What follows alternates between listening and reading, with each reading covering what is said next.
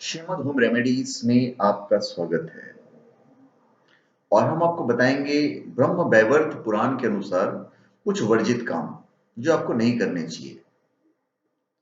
अच्छे और सुखी जीवन के लिए शास्त्रों के अनुसार कई ऐसे नियम बनाए गए हैं जिनका पालन करना अनिवार्य होता है।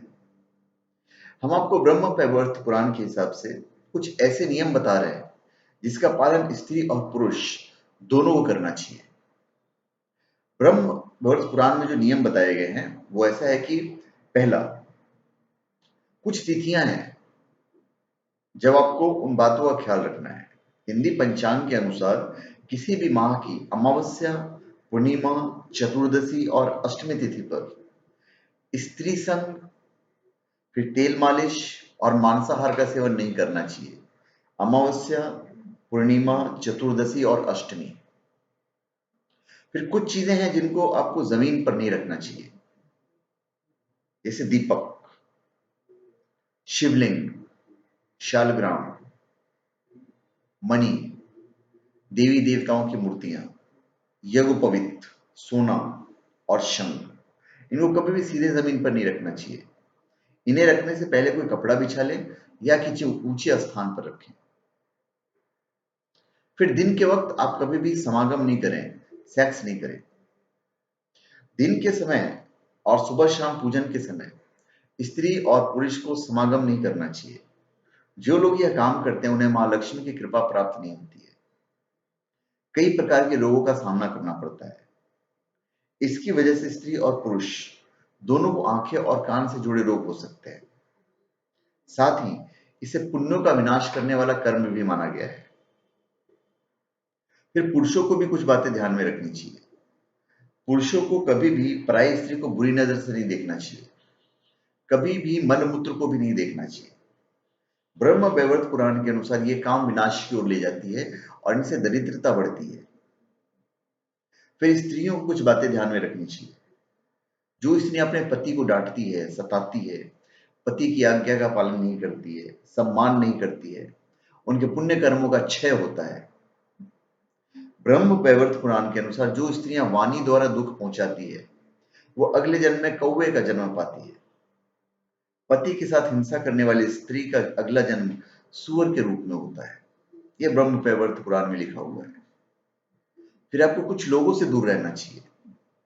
किसी बुरे चरित्र वाले इंसान के साथ एक स्थान पर सोना, खाना पीना, घूमना फिरना वर्जित किया गया है, क्योंकि किसी व्यक्ति के साथ बात करने से, शरीर को छूने से, एक स्थान पर सोने से, साथ भोजन करने से एक दूसरे के गुणों और दोष आपस में संचारित अवश्य होते हैं।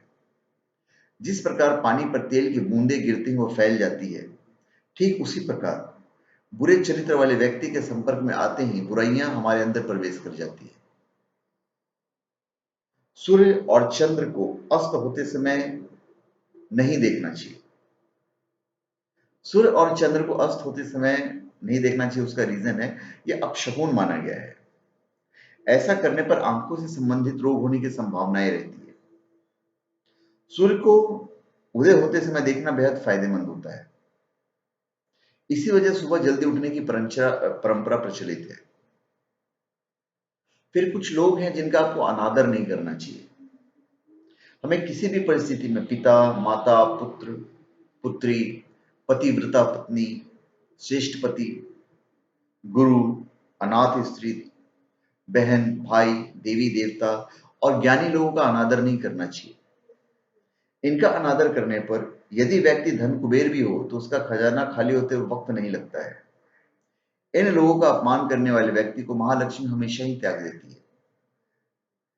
फिर तय तिथि पर अगर आपने कोई दान संकल्प किया तो आप तय तिथि पर दान संकल्प कर दीजिए। यदि हमने किसी को दान देने का संकल्प किया है तो इस संकल्प को तय तिथि पर किसी भी परिस्थिति में पूरा करना चाहिए। दान देने में यदि एक दिन विलंब होता है तो दुगुना दान देना चाहिए।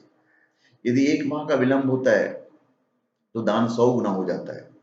2 माह बीतने पर दान की राशि सहस्त्र गुनी यानी 1000 गुनी हो जाती है।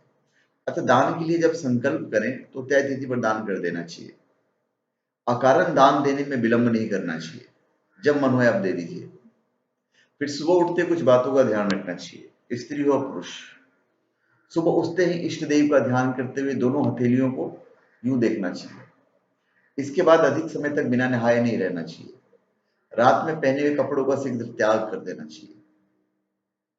फिर रविवार को एक चीज का हमेशा ध्यान रखिएगा कि रविवार के दिन कांसे के बर्तन में खाना नहीं खाना चाहिए। इस दिन मसूर की दाल, अदरक, लाल रंग की खाने की चीजें भी नहीं खानी चाहिए। फिर घर में जब प्रवेश करते हैं तो एक चीज आप ध्यान रखिएगा, हम जब भी कहीं बाहर से लौट कर आते हैं तो सीधे घर में प्रवेश नहीं करना चाहिए। मुख्य द्वार के बाहर ही दोनों पैरों को साफ पानी से धो लेना चाहिए। इसके बाद ही घर में प्रवेश करना चाहिए। ऐसा करने पर घर की पवित्रता और स्वच्छता बनी रहती है।